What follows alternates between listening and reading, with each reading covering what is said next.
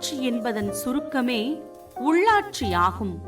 இந்த தேசம் உள்ளூர் ஆட்சி முறையில் பல நூறு ஆண்டுகள் அனுபவம் பெற்ற தேசமாகும். அது நமது பாரம்பரியமும் கூட.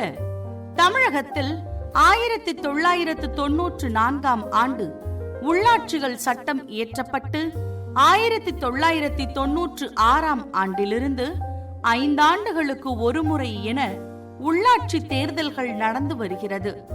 2016 நடக்க வேண்டிய உள்ளாட்சி தேர்தல் தள்ளிப்போய் 2019 கிராம உள்ளாட்சிகளுக்கும் 2022 நகர்ப்புற உள்ளாட்சிகளுக்கும் என தனித்தனியாக தேர்தல் நடந்து முடிந்துள்ளது.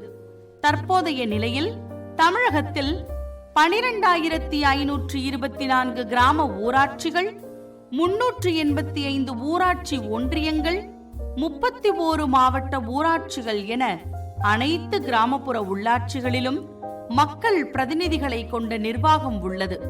அதுபோல் 561 பேரூராட்சிகள், 146 நகராட்சிகள், 21 மாநகராட்சிகள் என அனைத்து நகர்ப்புற உள்ளாட்சிகளிலும் மக்கள் பிரதிநிதிகள் பொறுப்பேற்றுள்ளார்கள்.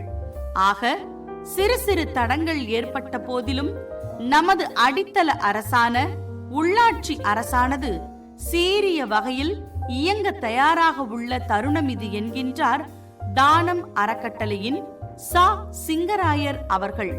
இம்மாத நமது மண்வாசம் இதழில் உள்ளாட்சிகளில் நல்லாட்சி அமைய என்ற தலைப்பில் அவர் எழுதியுள்ள கட்டுரையில் நமது உள்ளாட்சி நிறுவனங்களின் செயல்பாடுகளில் மக்களின் எதிர்பார்ப்புகள் என்ன, இதில் பெண்களின் பங்களிப்பு என்ன, உள்ளாட்சிகள் செய்ய வேண்டியது என்ன என விரிவாக விளக்கம் அளித்துள்ளார். உள்ளாட்சியில் நல்லாட்சி கிடைக்கும் என்ற மக்களின் எதிர்பார்ப்பினையும் ஆழமாக விவரித்திருக்கிறார். மக்களின் எதிர்பார்ப்புதான் என்ன?